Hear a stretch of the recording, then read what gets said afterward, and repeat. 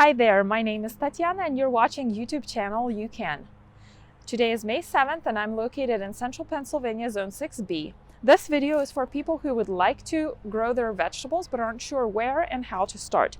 So in a previous video I had talked about creating a garden space and we have a raised bed right here, and I want to share how to plant carrots.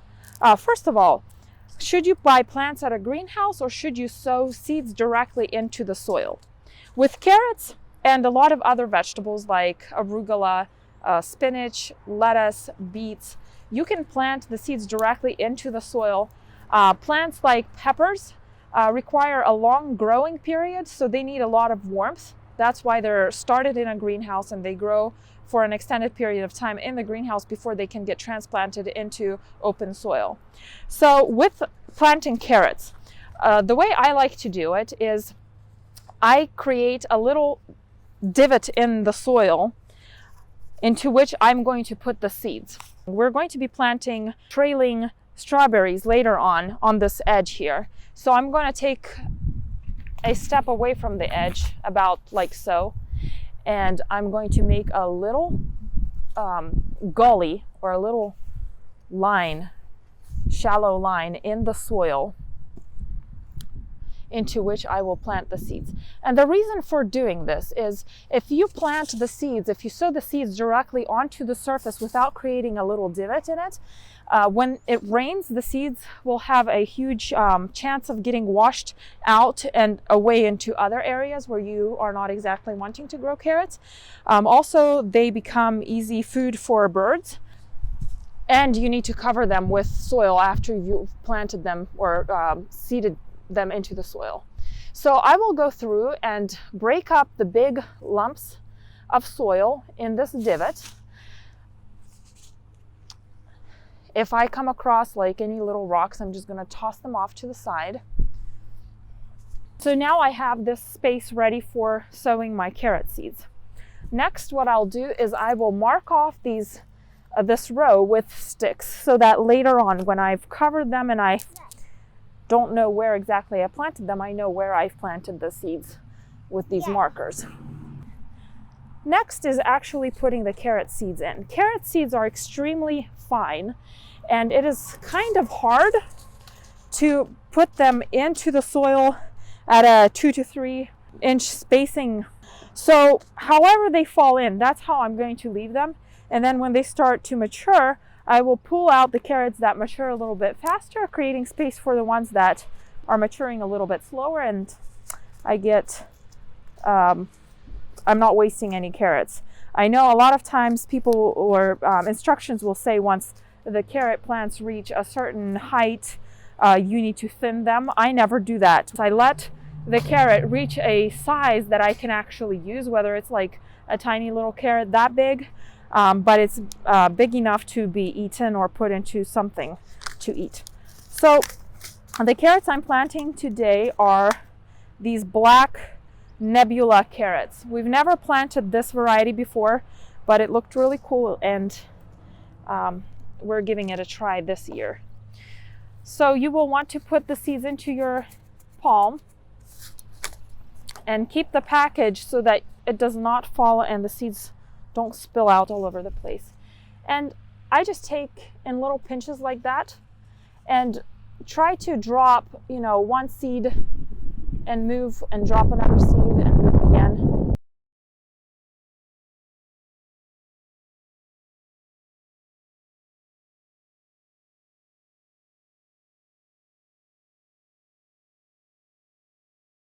So after we've planted, I'll put my gloves back on again, and I will cover the seeds. You don't want to cover the seeds too deep because in order for the seed to, once it germinates, to actually push through the soil, if you have too much soil over top, it won't have the strength to push through, so it's just going to die.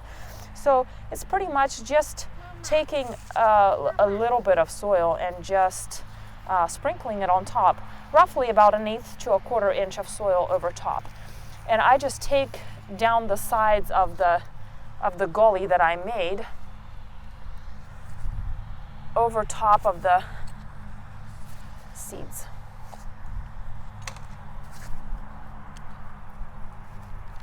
and I'll just pat it gently. I'm going to take a watering can and I'm going to water all this in. So watering is important because in order for the seed to start the germination process, it needs to absorb water. So I'll just go through and I will water this in. If you have a watering can, which I have no idea where mine went, but that's a better route. But if you don't, a little bucket, I'm using rainwater, will work as well, especially if you put your hand under the flow so that it does not wash the seeds out. But just like that.